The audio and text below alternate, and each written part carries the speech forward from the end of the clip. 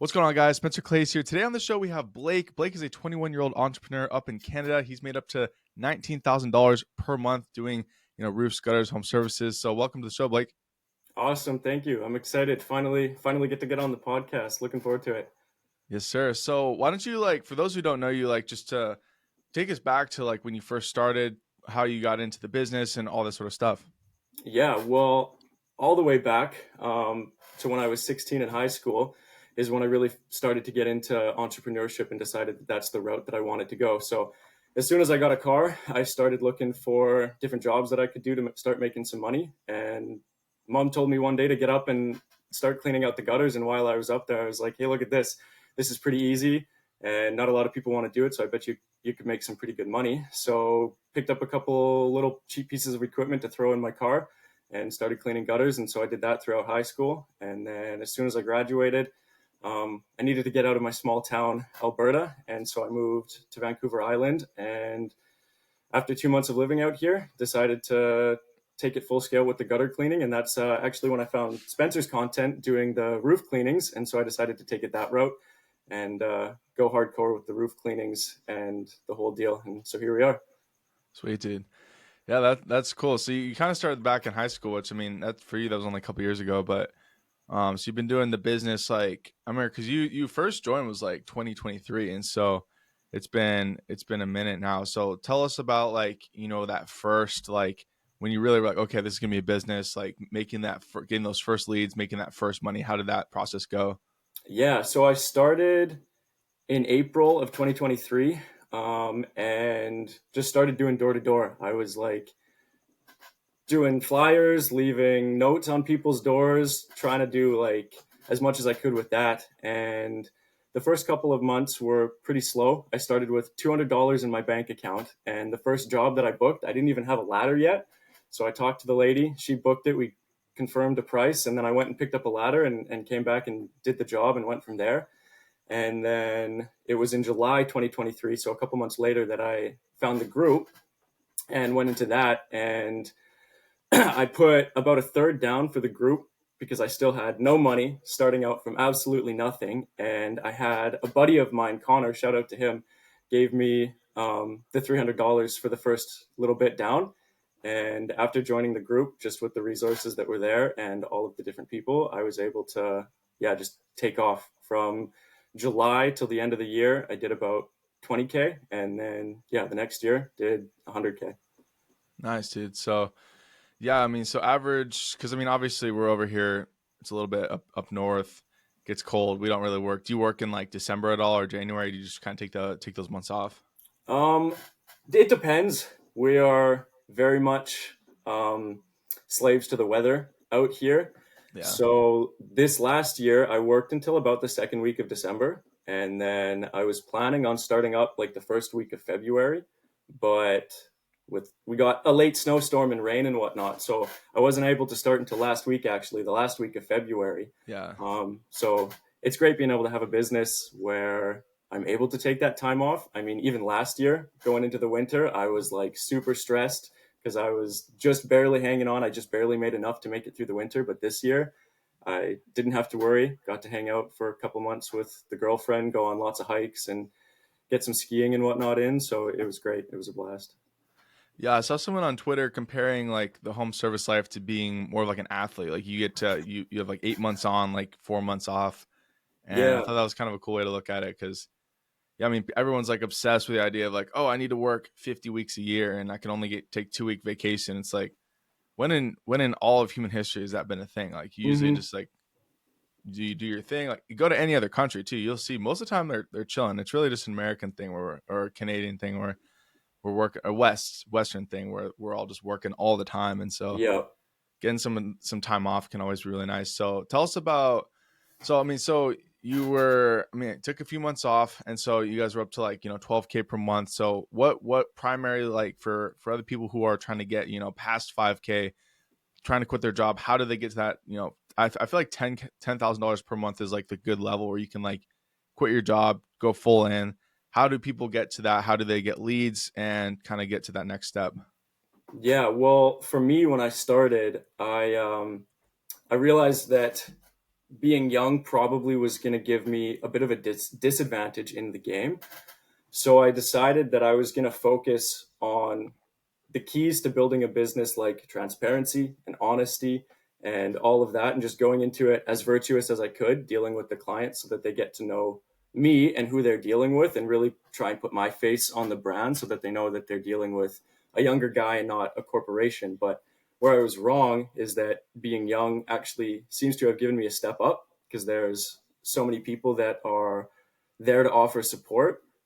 The biggest thing is just put yourself out there. And like when I first started, along with reaching out to Spencer and his group and getting all of the support there that I got, I reached out to a couple of the competitors in my area and called around and was just like, hey, I'm young, I'm looking to start in your industry, and I want to make sure that I get it right and that the competition is fair. And so, like, if you could give me any pointers, that would be great.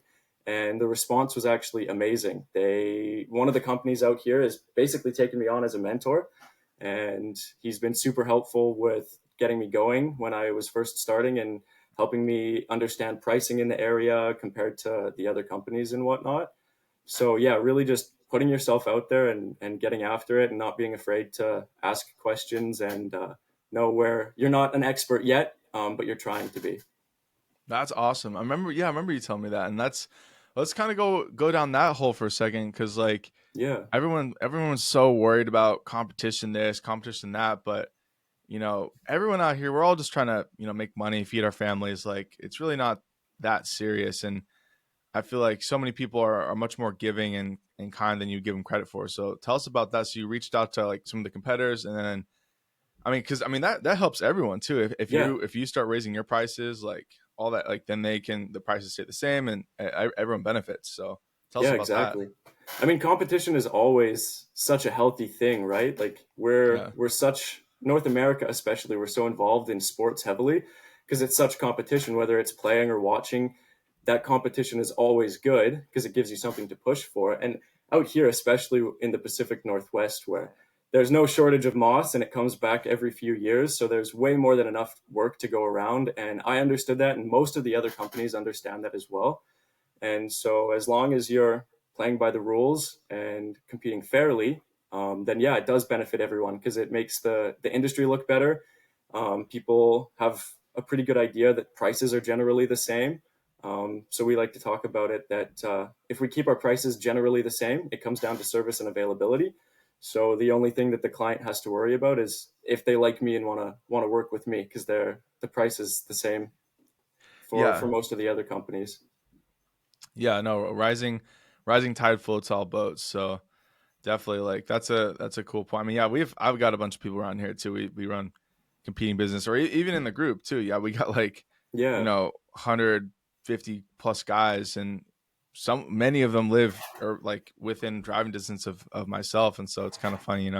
We'll be like quoting and like, oh yeah, I just got this quote from this other company. I'm like, oh, do you know the company? And like I was like, oh yeah, I know Steve or whatever, whoever Yeah. runs it, and so it's kind of funny. But yeah, then you're right. It just comes down to like, I mean, every person is so unique too. It's like you have your own business. Like you could have the same, like even like I remember seeing some guy was talking about people. The guy who opened Wendy's, he was like, we're gonna open up a burger chain, and then he purposely would put himself across the street from McDonald's, and so Yeah. you'll usually see like a McDonald's, a Dairy Queen, and a Wendy's like all in the same block. It's like they all know that the more people that are coming there to eat, like everyone's gonna benefit. So it's Yeah. just kind of an interesting way to think about competition. So it's kind of cool. Yeah. The way that I always like to frame it is the Coke machine paradigm. So you've got, if you're in a school and you've got a Coke machine with selling the Coca-Cola and pop and whatever, and just the one machine, and then you've got a water fountain down the way. That machine will do about $100 a day. If you put a Pepsi machine beside it, you'd think, well, now maybe it would be $50 to the Coke and $50 to the Pepsi, but they'll actually both do $200 a day, because the question now goes from do I want a Coke or not to do I want a Coke or a Pepsi. So the Uh, competition there changes the question from do I want to buy or not to which one do I want to buy. And then to take it a step further too, like getting in touch with the competitors, networking, it doesn't really matter what business you're in. Networking is always the key. So knowing other competitors in my industry has helped a bunch, because I've gotten to a point now where if I'm too busy, I can recommend a client to some of the other competitors that I know are good, and Yeah. they've got a lot of the other companies they recommend we work. I actually, the job that I did last week, he told me that after I quoted him in December, he had another company come and quote him. And when he found out that I was the guy that he was going to work with, the other company was like, "Oh no, you've already got the best guy. Like, I'm not even going to give you a quote. Just go with him because he's going to get the work done so well." And so my competitors are helping me get work now as well. And then just being able to know other companies like roofers and guys that install gutters makes it so much easier for me too. Because if I have a client that wants a gutter repair done or something with the roof, I don't have to be a yes man. I can just tell them that I've got a guy that'll do it, and super simple.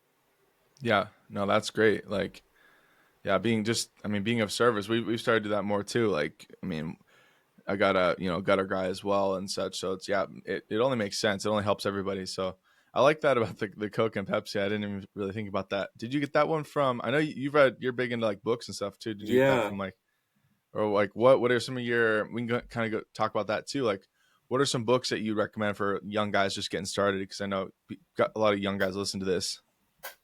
Honestly, Extreme Ownership is probably the best book that I've ever read. There's a lot of books that are like specifically for business and money that are helpful. But what I find is that most of the time, if there's a problem with your business, it's probably not a business problem. It's probably just a personal problem, whether it's procrastination or whatever it could be. Extreme Ownership was a great one. It's written by Jocko Willink. Yeah. I think you've read that one.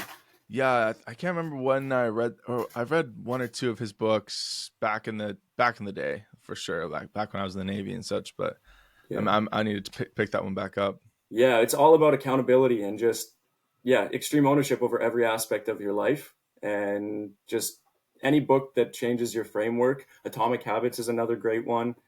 You sent me that one. Oh yeah, yeah, yeah. That Yeah, was from the draw. yeah. We'll have that on Monday. I think we got another. I've been doing that too. Like back like most active member, I'll send them either a book or they get like or some of the eco wash. That some of the products. So I think Yeah. I have an extra $100 million leads by Hermosi. I need to send that one out. So, but yeah, we'll see. We'll see. Yeah, no, books are awesome. Yeah, definitely just like, I mean, I'm always listening to books or just stories. Yeah, get your mindset just like, just thinking about the world in a different way. And it's because, yeah, even though we do like roofs and gutters and such, there's like, obviously all of us have like aspirations of doing a lot of things. And so this is like a great stepping stone. What do you see? Do you have any plans for the future? Like, where do you see yourself going, taking the business, or do you want to have 50 trucks, or are you trying to do something else, or what's kind of your next step or whatnot? Yeah, I mean, the goal was never to clean roofs. That Yeah. just kind of the perfect opportunity and the perfect time. So I'm planning on using it as a stepping stone, see where I can go and build it as much as I can. But it's not what I want to do for the rest of my life. So I just want to get something built so I have somewhere to go. Right now, I'm back down to just myself. So I'm trying to figure out what route I want to take it as far as getting employees and whatnot. I mean, I want to get a couple employees by the end of this year for sure. But as far as scaling the business up, I'm not sure if I want to scale it to sell or just try and automate it and work my way out of it. Um, but definitely using it as a stepping stone to get me to the next level for sure. Nice. Yeah, I mean, both of those are good options too. I mean, I'm kind of doing the latter where just like, well, I mean, I've thought about selling too. I mean, selling is kind of cool idea of like, oh, I can just make money and not have to ever touch it again. But I don't know. I also like the idea. I mean, we take weeks off at a time, or I'll just have the guys just completely take care of everything. So that is kind of nice too. It's like, and then I can come back, make content and such, and it's still kind of fun. I like to do a lot of different things, but Hmm. that's cool. So yeah, doing that. And then you mentioned too, you got up to 19,000 in May. Tell us about that. Were you like advertising more? Were you just like going hard? Were you doing yard signs, or what kind of got you to that point? Honestly, I've been really lucky with the Facebook ads. So I was dabbling in social media marketing before I started this. So I was playing around with it a little bit and lots of research and studying into how social media works and the advertising. And I got just insanely lucky with an ad that just absolutely took off last I year. remember that And one. Yeah. I've got like tons of comments on it from clients interacting, either saying that they got work from me and it was amazing and they recommend it, or asking questions that I can then answer and other clients can see.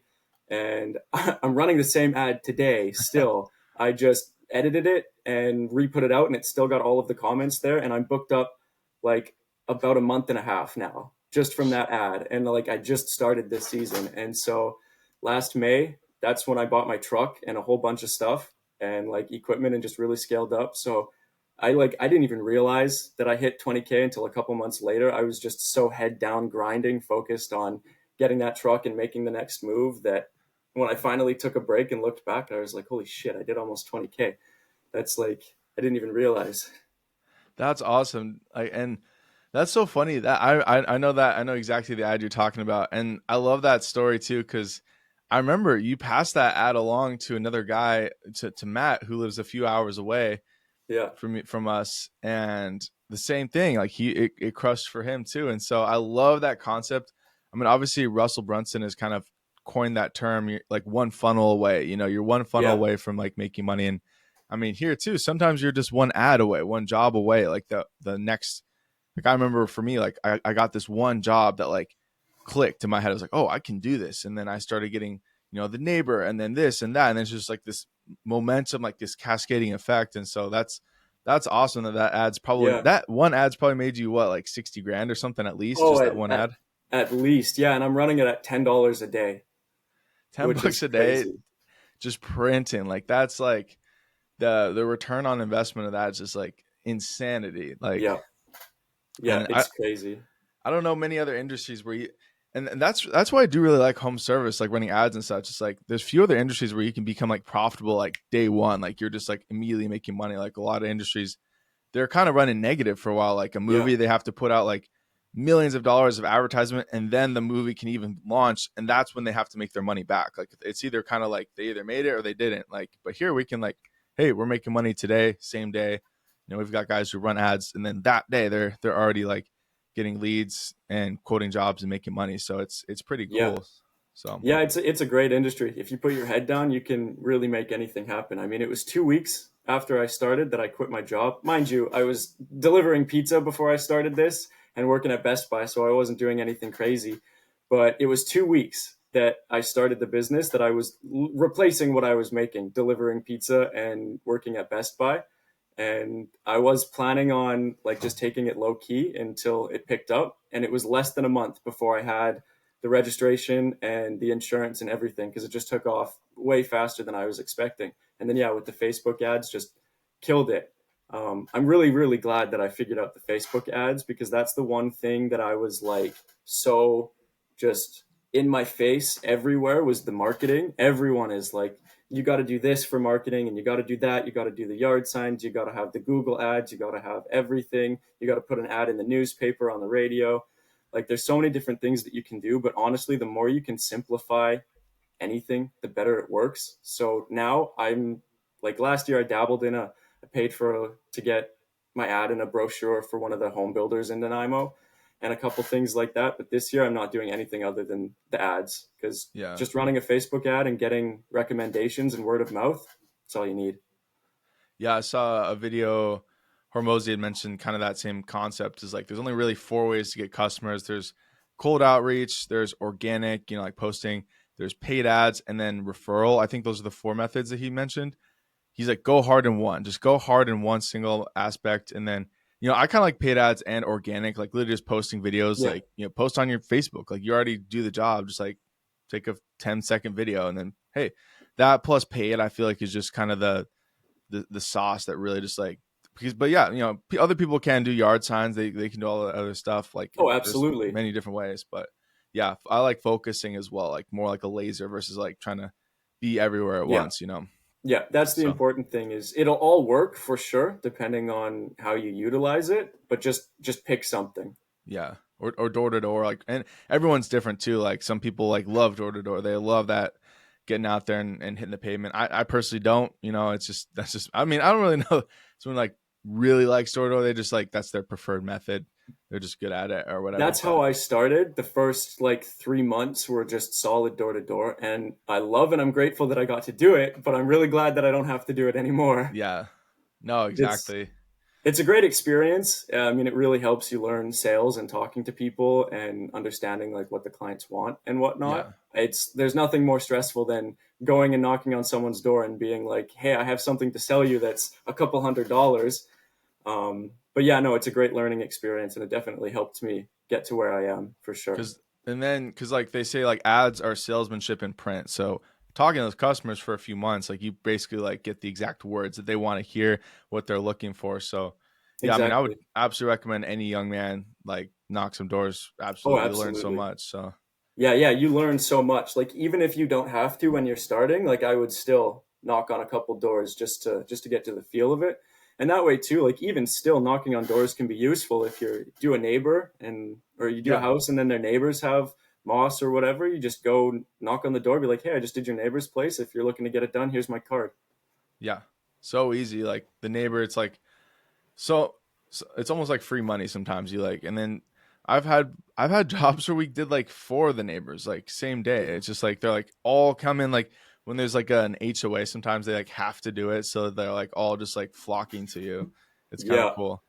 So all right, sweet, Blake. Well, kind of closing out, like, what are if anyone's like kind of still on the fence? Maybe they're young like you or whatnot, or they're thinking about starting their own business. Like, what would you say to them? Would you say join the group or like get good at ads or what would that process look like for someone just getting started? I mean, if you're looking to get started and you want to do it, just do it. Like I said, I started with $200 in my account.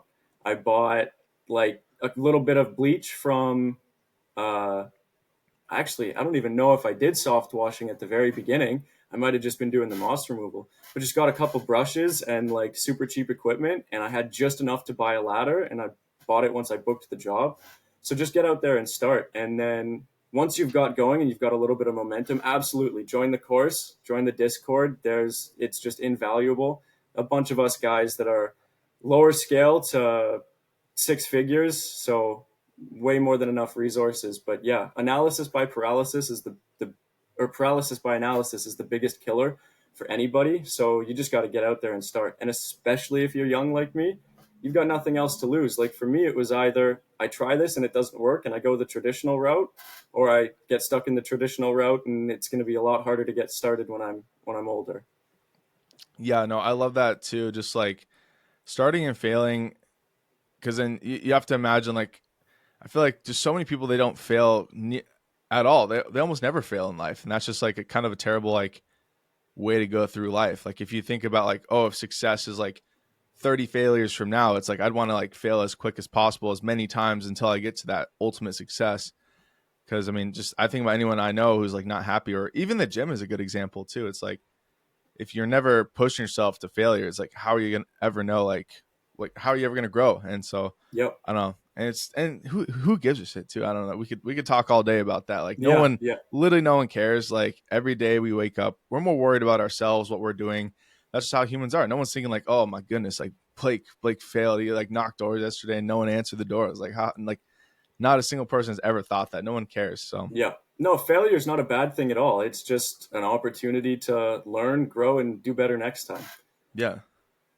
And I love that. And side note too, I love that story too, where you didn't even have a ladder. You just like went out knocking doors and you like found a customer, and then you got the money to buy the ladder. Like that's if that doesn't speak to like call it the American dream. I know you guys are basically. I mean you're like 30 miles away from me. I think if Yeah. over as the crow flies, it's not very far. So, but call Yeah, it I like the think we're like Western a three dream. hour drive. Yeah, it's and that's beautiful. Like most people would just be like they want to find some reason why they can't make it work, right? They want to find that excuse because and a lot of people have a lot of good excuses. Like I'm sure every one of us has had excuses at one point. It's like and maybe it's completely valid, but you look back and you're like, really, okay, that was completely just an excuse. There's been people in way worse situations that have still made it work. Yeah, So absolutely. sweet, dude. Well, I'm really appreciate having you on, man. Like we said, if you guys want to talk to Blake, obviously inside the group and such, or hit him up. We can post your social media down below and all that sort of stuff. But I really appreciate you having you on the show. Thanks for tuning in to the Spencer Clay Show. That's all for now. See you in the next episode.